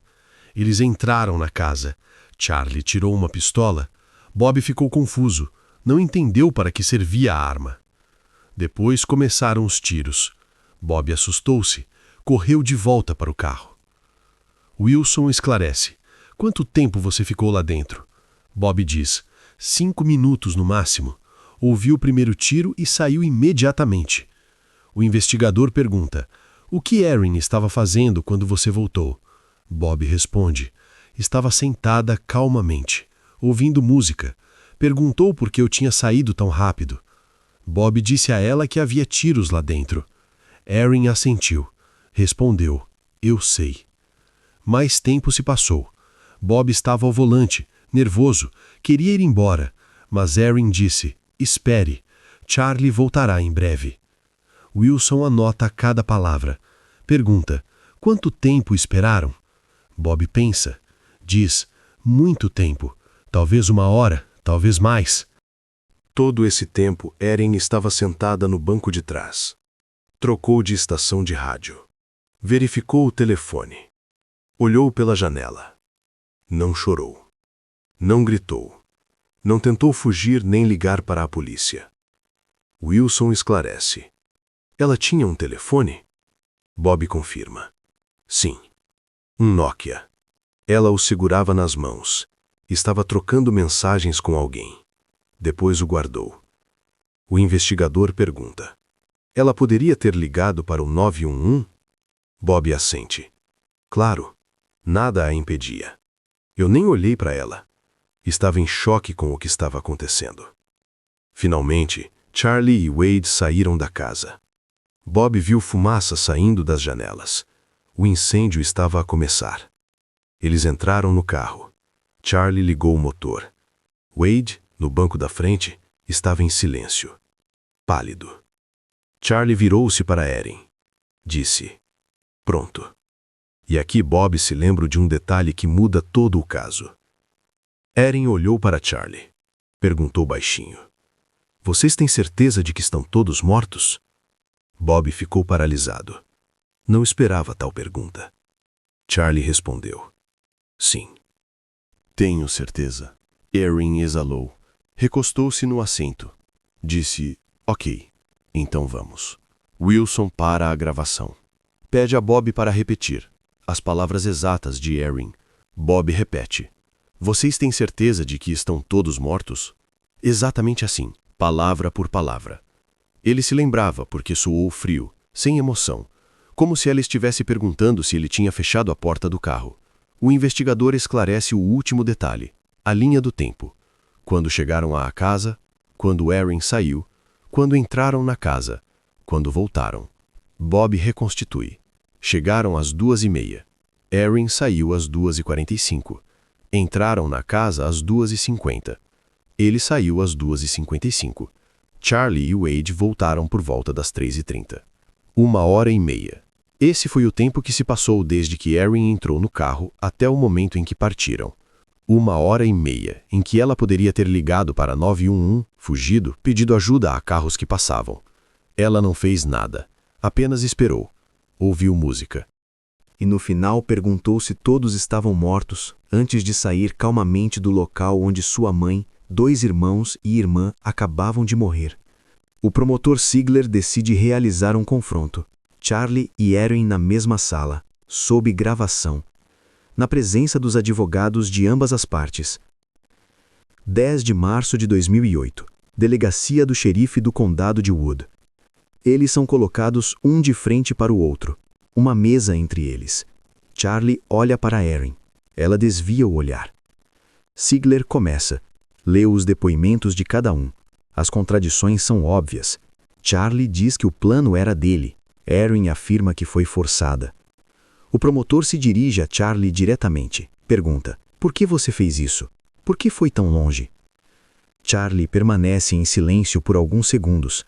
Depois responde honestamente. Diz: eu a amava. Queria estar com ela. Ela prometeu. Sigler esclarece. O que exatamente ela prometeu? Charlie olha para Erin. Diz: que estaríamos juntos para sempre. Que assim que os pais se fossem, iríamos embora. Começaríamos uma nova vida. Nos casaríamos. Erin senta-se imóvel, rosto de pedra. O promotor continua. Pergunta a Charlie. Ela disse especificamente o que precisava ser feito? Charlie assente. Sim. Disse que não havia outro jeito, que os pais nunca a deixariam ir, que a única saída era se livrar deles completamente. Sigler pede para esclarecer. Quando ela disse isso? Charlie se lembra. no início de fevereiro. Eles se encontraram secretamente. Erin chorou. Disse que o pai planeja enviá-la para um acampamento, que lá ela seria isolada do mundo exterior, que eles nunca se veriam. Depois ela parou de chorar. Olhou para ele. Disse: há um jeito. Podemos ficar juntos, mas é preciso decidir. Charlie perguntou: sobre o quê? Erin respondeu: você sabe. O promotor se dirige a Erin. Pergunta: é verdade? Você propôs o plano? Erin balança a cabeça. Diz: não. Ele está mentindo. Tenta jogar a culpa em mim. A advogada Burns apoia. Diz: minha cliente nega essas acusações. Charlie está manipulando os fatos. Ziegler tira a correspondência. Leia a mensagem de Erin de 12 de fevereiro. Eu concordo, mas tudo deve parecer um assalto. Mostra a Charlie. Pergunta: você recebeu isso? Charlie confirma: sim. O promotor pergunta: o que você entendeu dessa mensagem? Charlie responde: que ela concordava com o plano, que era preciso fazer de forma que ela não parecesse envolvida. Erin intervém. Diz: ele me forçou a escrever isso. Ditou as palavras.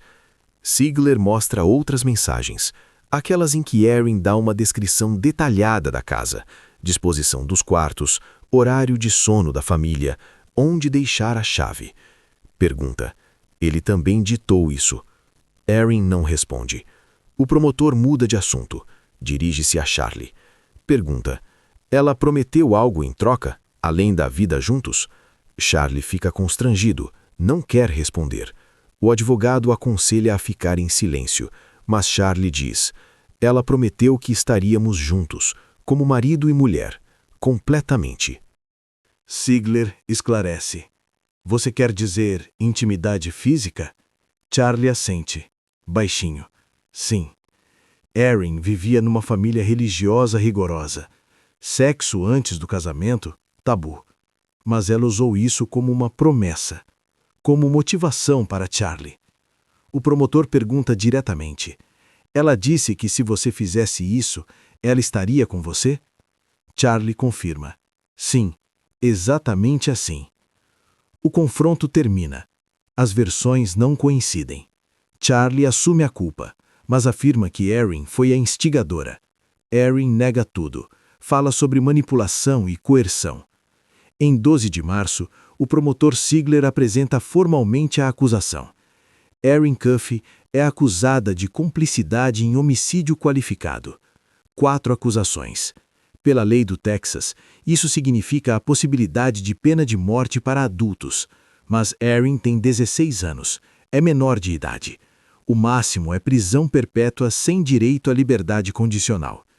Charlie Wilkinson é diretamente acusado de homicídio de primeiro grau. Charles Wade, cumplicidade. O promotor oferece um acordo a Bobby Johnson, testemunho contra os outros, em troca de uma redução da pena. O caso é encaminhado para o tribunal. Data marcada: junho de 2008. Pela frente, um processo que mostrará aos jurados o quadro completo de como a aluna exemplar do coro da igreja planeou o desaparecimento da sua família e esperou no carro, ouvindo música, enquanto na casa na County Road 2370, o destino do pastor Terry Cuffey e de 4 membros da sua família estava a ser decidido. A investigação reuniu material suficiente para uma reconstrução completa.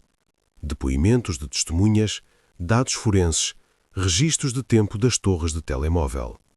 Forma-se um quadro detalhado do que aconteceu na noite de 1 de março de 2008. 2h30 da madrugada. Uma Chevrolet Silverado aproxima-se da casa na County Road 2370. No carro, 4 pessoas. Charlie ao volante, Charles Wade no banco da frente, Bobby Johnson atrás. Estacionam afastados da casa, desligam os faróis. 2h45. Erin sai da casa. Vestida de pijama. Descalça. Anda calmamente, sem pressa. Aproxima-se do carro. Abre a porta traseira, senta-se ao lado de Bobby. Tira do bolso a chave da porta da frente. Entrega a Charlie por cima do banco. Diz: a porta está destrancada. Todos dormem. Os pais no quarto principal. Matthew no seu quarto à esquerda da entrada. Tyler e a pequena Penny no quarto das crianças à direita. 2h50. Charlie, Wade e Bobby saem do carro.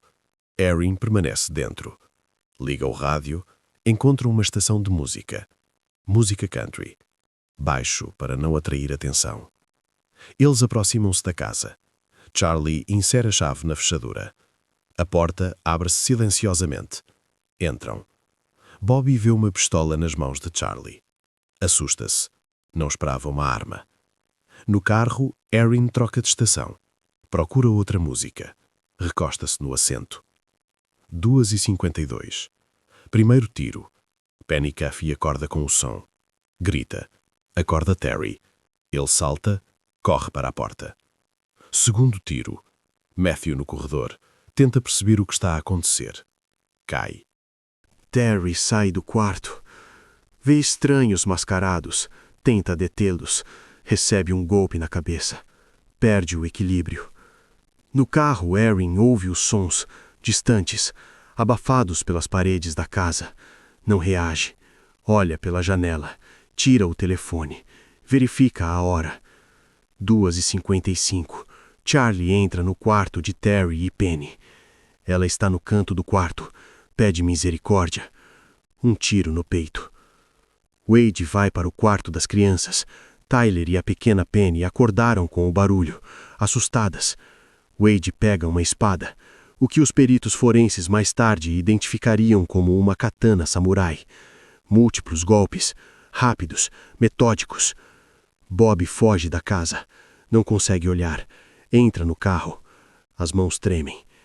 Erin pergunta: o que aconteceu? Bob diz: há tiros lá dentro.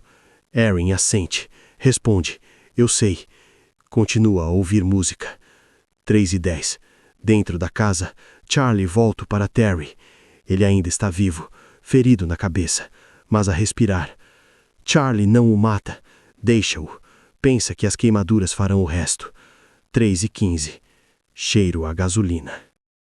Wade rega os quartos. Sala, corredor, quartos. Metodicamente. Charlie ateia fogo. Vários focos de incêndio simultaneamente. As chamas espalham-se rapidamente. No carro, Erin vê os reflexos do fogo nas janelas da casa. Não se move do lugar. Continua a esperar. 3h25. Charlie e Wade fogem da casa. Fumaça sai pelas janelas. O fogo já tomou o primeiro andar. Eles entram no carro, sem fôlego, roupas sujas de fuligem. Charlie virou-se para Erin. Diz: pronto. Erin olha para ele. Pergunta baixinho, mas claramente: vocês têm certeza de que estão todos mortos? Charlie responde: sim, tenho certeza. Erin exala. Recosta-se no assento. Diz: ok, vamos. 3h28. Charlie liga o motor. Não acende os faróis. Afasta-se lentamente da casa. 200 metros depois, a vizinha Dorothy McGregor vê um carro da janela. Escuro, sem luzes. Move-se com cuidado. 3h30. Chamada para um 911. Alguém relata um incêndio e sons de tiros. O carro já está a alguns quilômetros do local. Erin, no banco de trás, olha pela janela. Rosto calmo. Nenhuma lágrima. Nenhum pânico. Dentro da casa em chamas, Terry Cuffy, o único sobrevivente, tenta rastejar até a janela, através do fumo e das chamas. Sua esposa, Penny, os filhos Matthew e Tyler, a filha mais nova, Penny, não respiram mais. E a alguns quilômetros desse pesadelo, sua filha mais velha e irmã senta-se no carro ao lado das pessoas que ela trouxe para lá, dando-lhes a chave, a planta da casa e a hora exata em que todos estariam a dormir. Junho de 2008. Tribunal Distrital de Wood, Texas. A sala está cheia. Imprensa, residentes de Alba, membros da comunidade religiosa Miracle Faith. todos vieram para ver o julgamento da aluna exemplar que planejou o desaparecimento da sua família. O juiz Michael Miller conduz a sessão. Os jurados, 12 pessoas do distrito, pessoas comuns, que decidirão o destino de Erin Caffey. O promotor Sigler constrói o caso metodicamente. Apresenta a correspondência, os depoimentos de Wade e Bob, a perícia psicológica, o vídeo da sala de interrogatório.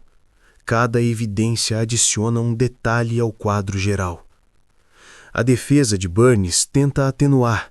Fala sobre a idade da cliente, 16 anos, menor, educação religiosa rigorosa, isolamento do mundo, dependência emocional de Charlie. Mas as provas falam mais alto. Os jurados veem as mensagens, leem as frases. Eu concordo, tudo deve parecer um assalto. Vocês têm certeza de que estão todos mortos? O processo dura 2 semanas.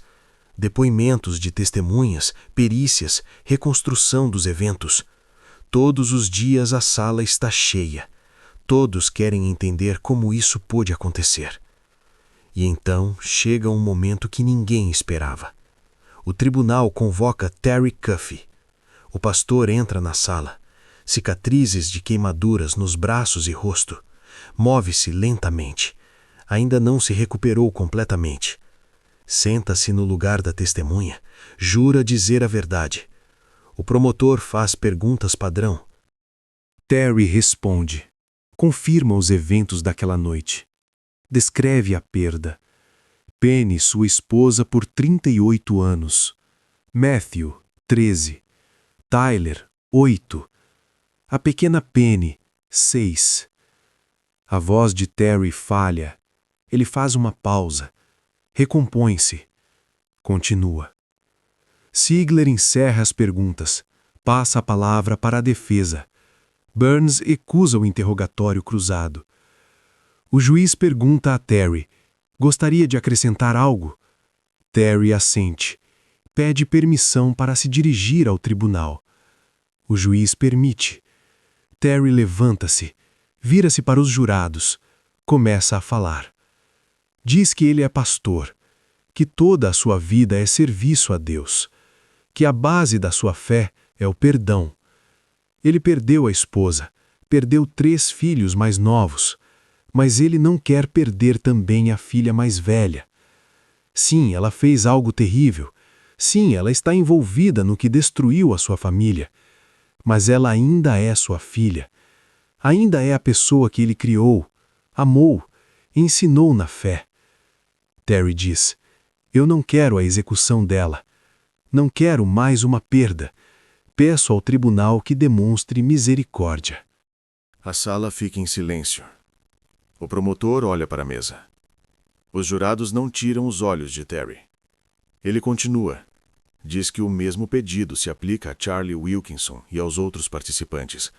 Ele não quer a execução deles. Quer que passem a vida na prisão. Que pensem no que fizeram. Que procurem o perdão.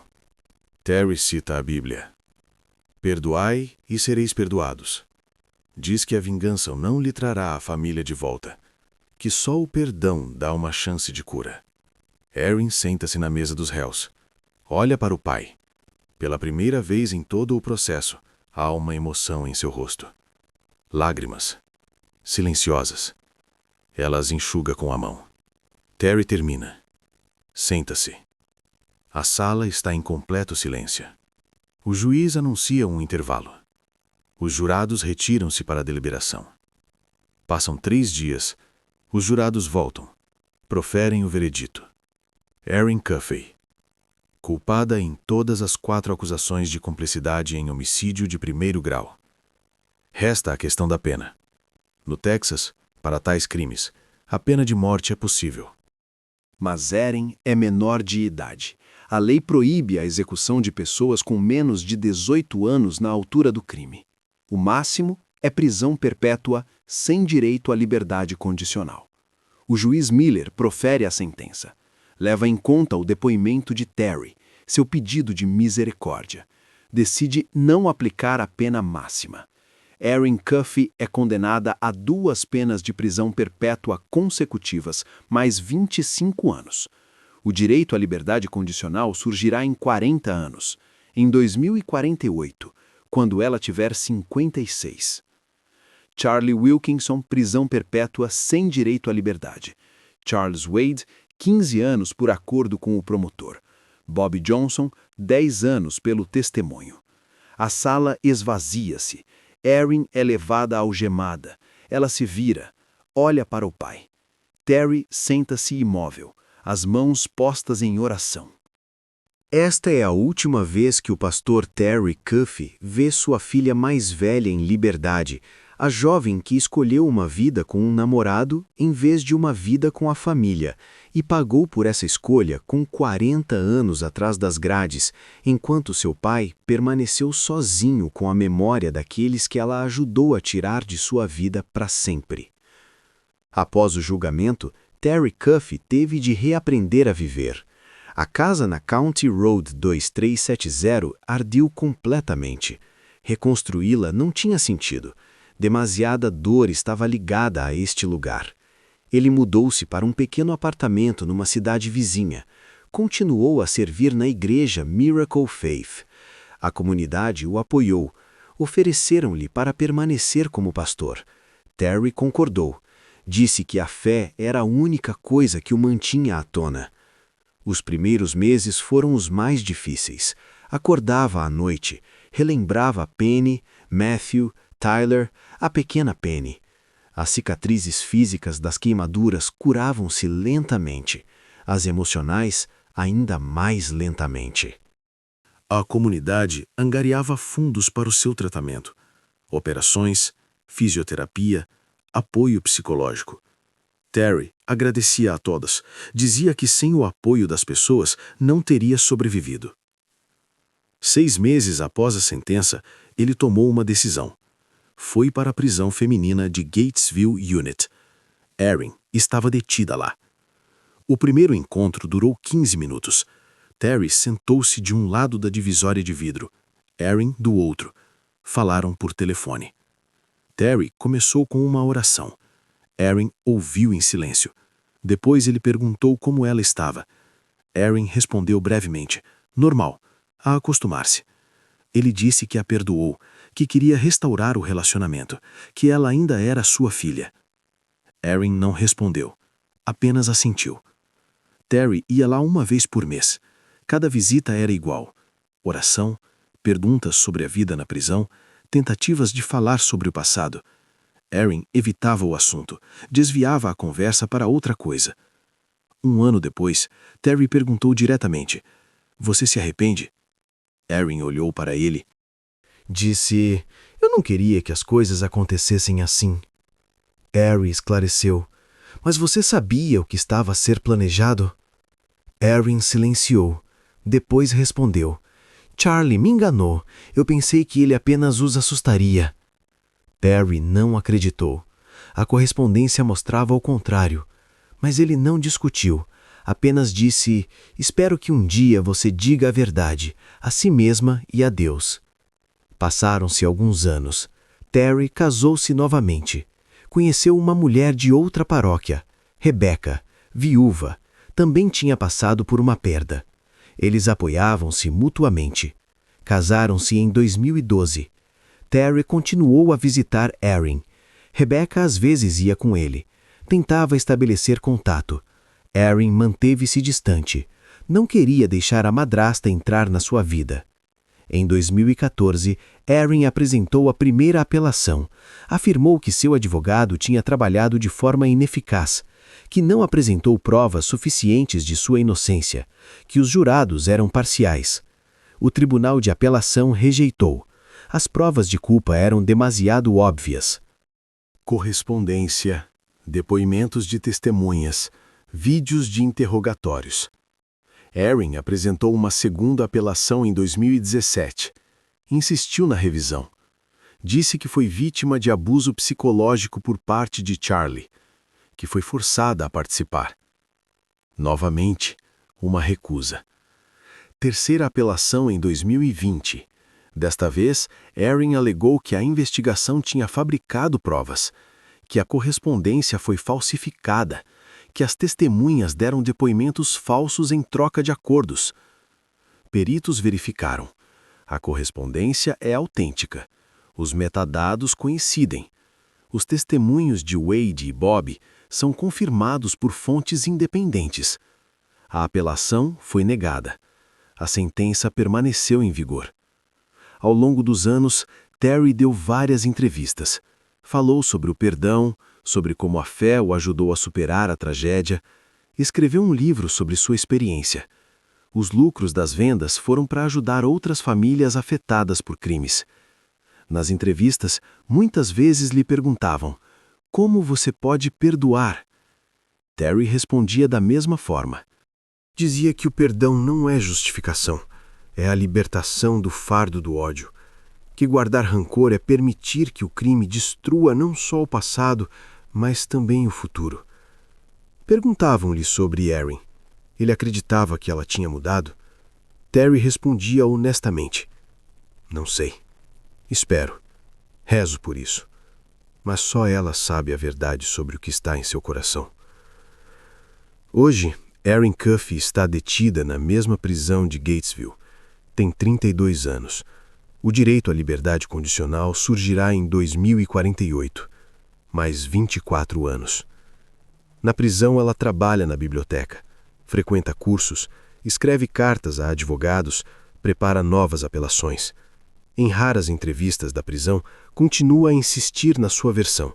Diz que foi vítima de manipulação, que não sabia do plano real, que Charlie a enganou. Charlie Wilkinson cumpre pena de prisão perpétua numa prisão masculina. Nunca mudou seu testemunho. Continua a afirmar que o plano era de Erin, que ela prometeu estar com ele se ele fizesse isso. Terry Cuffey vive no Texas, continua a servir, cria 2 filhos adotivos com Rebecca, visita Erin várias vezes por ano, cada vez espera ouvir a verdade. Mas a verdade, seja ela qual for, já não trará de volta Penny, Matthew, Tyler e a pequena Penny, 4 pessoas que morreram na noite de 1 de março de 2008, na casa na County Road 2370, enquanto a sua filha mais velha e irmã esperava no carro, ouvindo música. E a única pergunta que ela fez depois foi: todos estão mortos?